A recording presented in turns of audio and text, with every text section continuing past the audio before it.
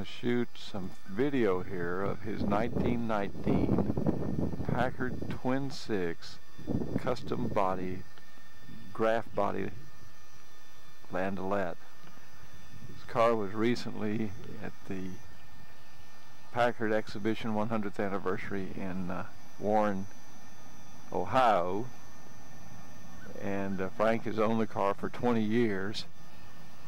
And initially here on the tape we'll just show an overview of the car, and I'll focus on some of the details to give an overview, an impression of the car. And then later I'll have Frank with me so that I'll ask questions and Frank can provide some insight on his restoration over the last 20 years and his ownership of this car. It's my understanding he's owned the car for 20 years, so we'll get into those details in a few moments. But first we'll just start at the front end and try to show the details of the car. It is a stunning car, to say the least. It is extremely impressive. Makes a tremendous statement. It has these huge nickel headlights on it, custom made for Packard, and I think Frank has the original box that these came in. I don't know how this will come out on tape, but there is a brass plaque on the top of each nickel headlight that says custom built for Packard.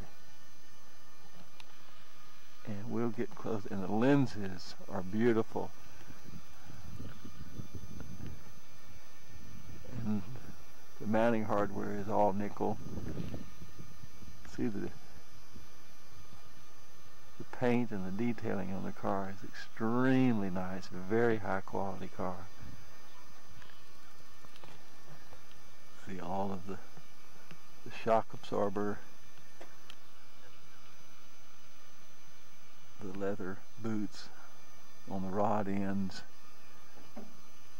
little grease caps.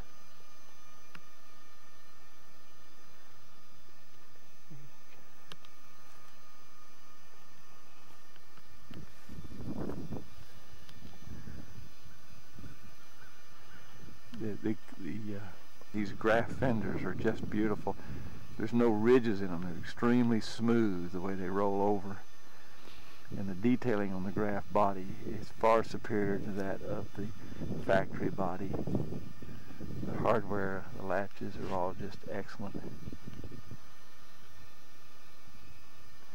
The cowl lights are also beautiful. They're on the custom body.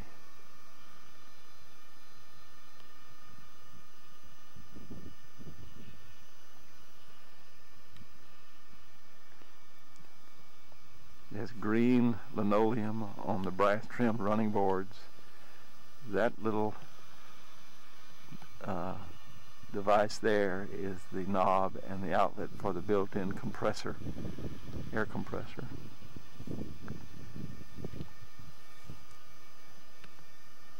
See the bright green trim around the windows offset by the medium green on the body. It makes it beautiful.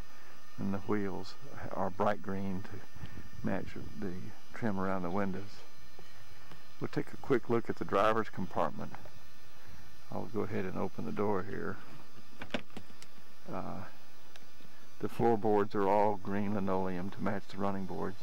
The casting on the floorboard under the driver's pedals is perfect. The pedals are perfect. The steering column, the dash still has the original leather on the dash from its original days. The car had very little original use.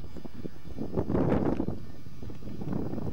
can see the quality of the car. It's just outstanding. A little snap pocket there. This is something I thought was very interesting. This little has a restrainer here, and this little device comes out so you can put that in the door.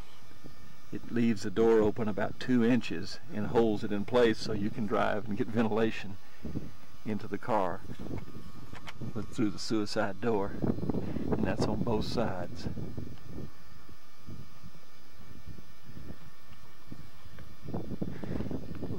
inside here. We're out in the bright sun, so there's going to be a lot of shadows in this tape.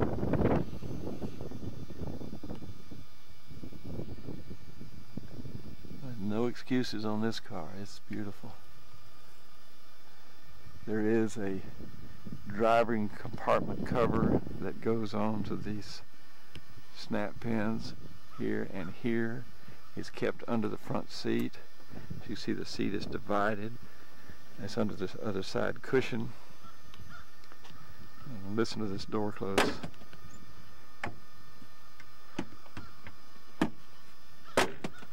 And look at the fit. It's just very, very nice. You get into the passenger compartment. Now, this is what's remarkable about this car. It's my understanding, we'll confirm this with Frank here in a moment, but this interior is original. This has not been restored. This is an original interior in the back here. And it is very, very nice and very presentable. The window crank to separate the driving compartment from the passenger compartment. The hardware on the car is all original and authentic, and it's just extremely, extremely good. And that door closes with real authority. One thing that might be interesting to point out is on this Graff body, they actually had a custom-made radiator shell, and it is solid nickel. It's not nickel plated, it's solid nickel. And Graff designed that radiator shell to be custom to this body, but yet still maintain the Packard, traditional Packard identity. Let's go back around on the sun side here, spend some more time on the body. We'll walk around. I don't know whether I mentioned it or not, but it does have a 135-inch wheelbase, which was the longest wheelbase ever on a twin six. Note here the rounded fenders and the way the body tucks under. There's no welting on here at all. The body rolls under, and the fenders just roll off, it disappears. It's beautifully done. There's the gas tank, the pressurized gas tank lid that keeps snug down. The rear spare, stoplight, and it's got the little formal window. Now, of course, being a Landaulet, this part of the top actually folds down, and the Landau bars actually work. So it folds down.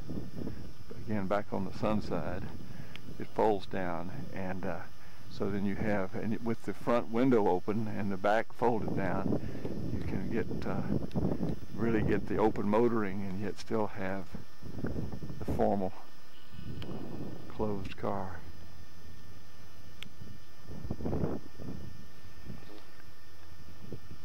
Tires are excellent.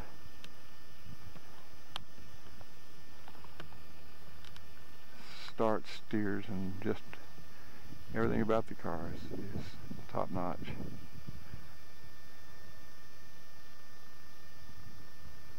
It's nearly 8 feet tall. Behind it there is the trailer that goes with the car, and we'll get a detailed look at the trailer. It's only been used once. It's used to transport the car from here in north central Texas up to Warren, Ohio for the annual meet. I have obviously opened the hood. This welting on the hood is original. Frank felt like it was so nice, and it's nice to have some connection with the past, but it is original. There's a hole in it right there, and a little brass pin attached here that holds the hood in place. The hood hold down hardware is just in perfect condition. It's all nickel plated. The firewall is like a black mirror. It's so nice. You can see the engine reflected in it. And there's that big bronze steering box with the steering column, which is nickel, coming down on it, and it's bolted up right there. It was one of the things that intrigued me about the Twin Six. As I mentioned earlier, I have one in my home, and I just love the look of this engine. It's just a marvelous harmony of aluminum and brass, bronze and steel and castings and stampings, and it's just beautiful. I'm going to raise this hood up a little more so we can actually see the fuelizer on top, just the 13th spark plug. The carburetor hangs down between the exhaust manifolds. and it has the little priming cups at each cylinder. They're really not necessary with modern fuels, but they're a great little conversation item and a real idiosyncrasy of this engine. This engine has a huge oil pan on it. It's a casting that wings out on the side and attaches to the frame. This was the most advanced engine of its day. I want to get up under here and see if we can't get a good look at the distributor. And on top is that's the distributor for the fuelizer. It has a cast aluminum fan blade.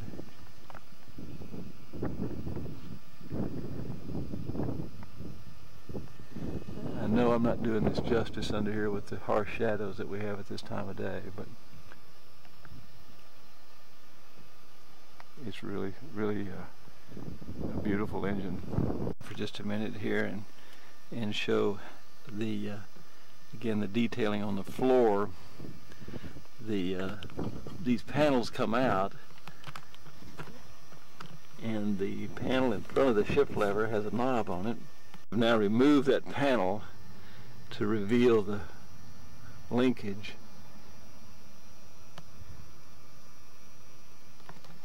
Get down and get close onto this transmission shift linkage. Is all plated and all nickel plated on the pedal linkages.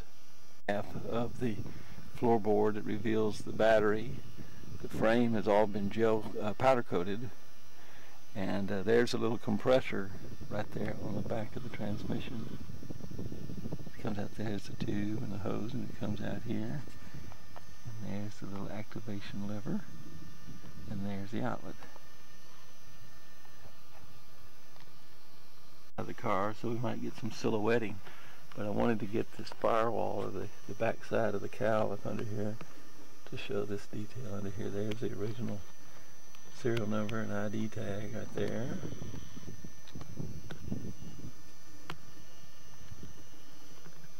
And everything's just done right. It's just a neat car. In the back compartment again, and we'll look at this door sill down here. See what it says. Graff Motor Coach Works, Chicago.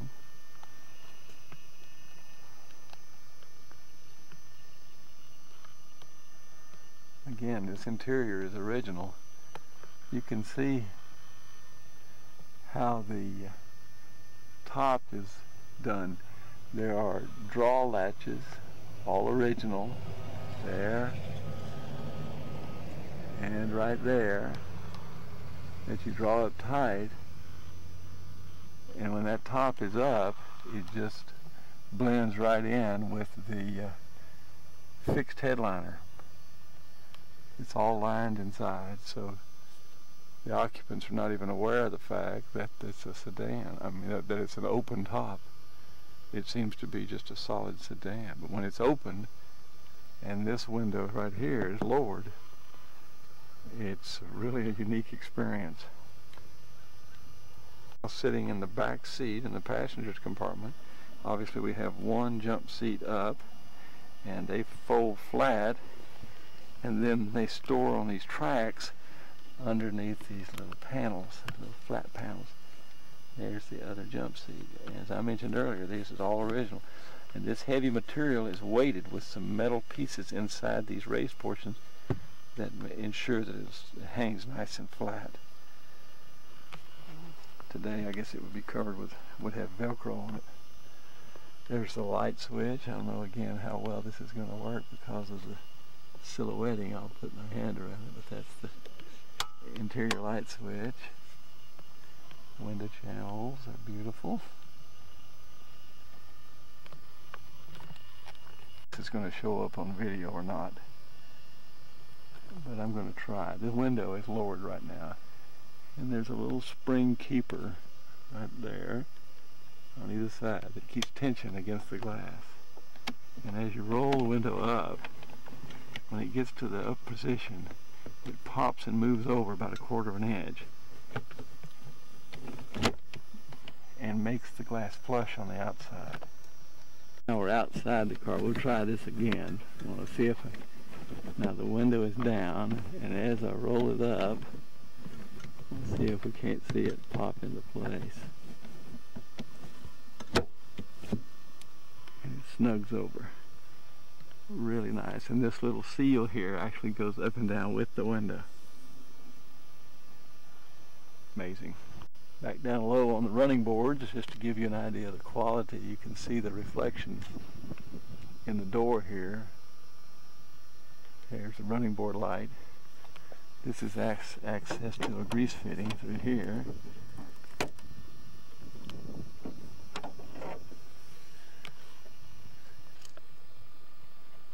There's a lock on the passenger side. Give that a little more. Look at the straightness of these panels and the quality of this body and the quality of the paint.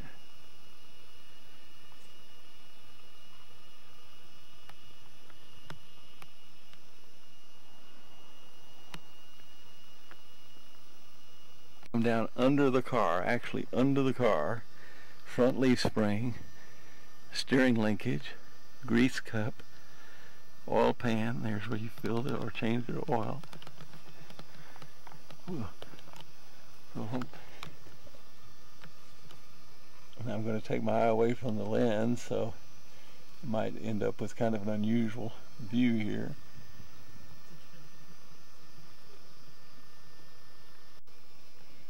This is a bottom view of the transmission.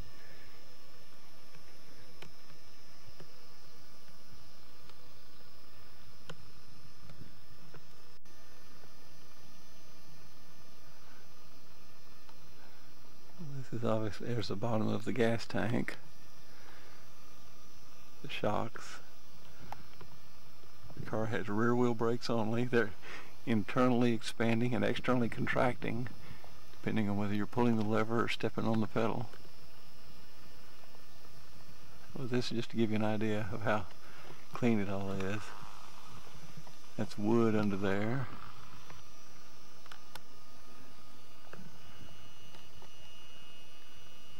No plastic wire, all cloth wire, all correct. On the passenger side of the car, looking at the passenger side of the engine, you can see the starter motor right there. Water pump, generator, and voltage regulator. With the main, this is a main line disconnect right there. You can turn that quarter turn. Again, there's our little primer caps. There's that beautiful dual distributor.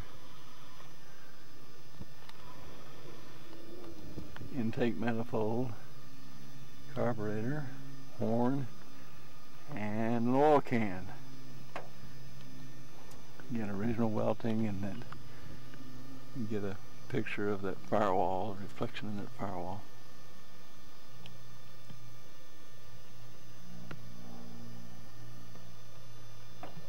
And it will show the straightness of these panels.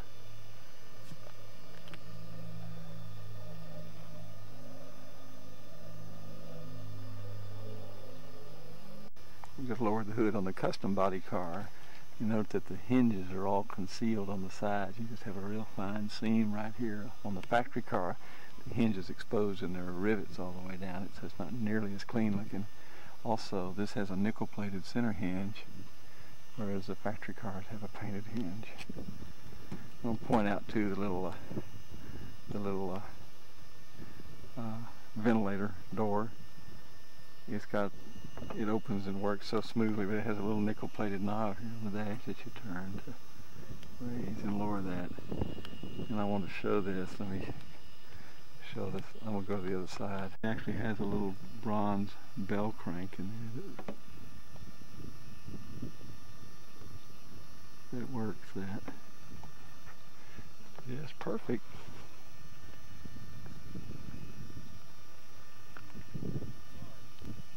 To a rear end view.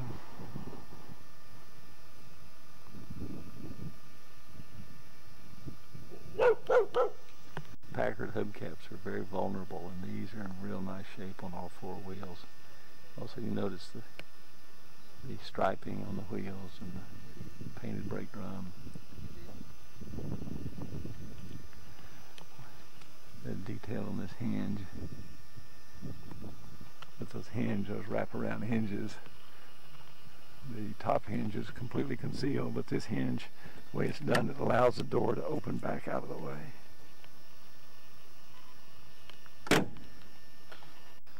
We're back inside the car for just a minute, and I've since talked to Frank Guy, who owns the car, and I want to point out that all of the little lights work in the car. This little light works. The running board light works. We'll see that in a moment. You open the door, the light comes on. The dome lights work, and they're controlled from either back here or the chauffeur, the driver, can also control them. He has a switch up front. I want to point out also that quickly, we're back outside now, and there's the running board light is on. We'll close the door, and it's out. And he's going to start it up.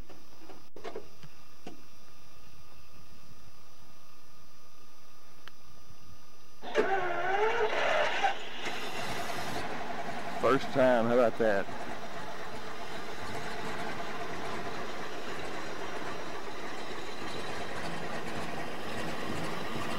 Okay, we're underway in the Twin Six.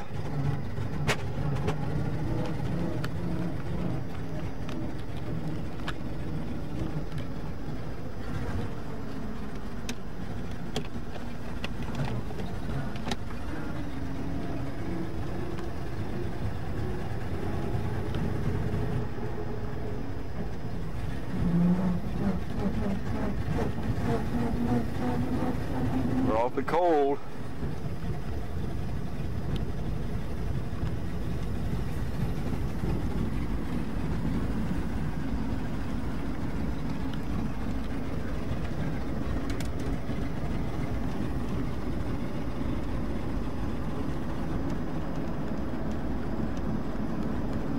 Okay, it's warming up and smoothing out now.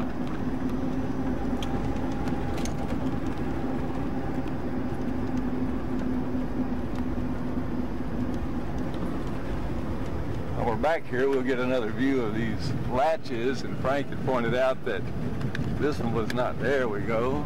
Latch that up. This video might make us sick.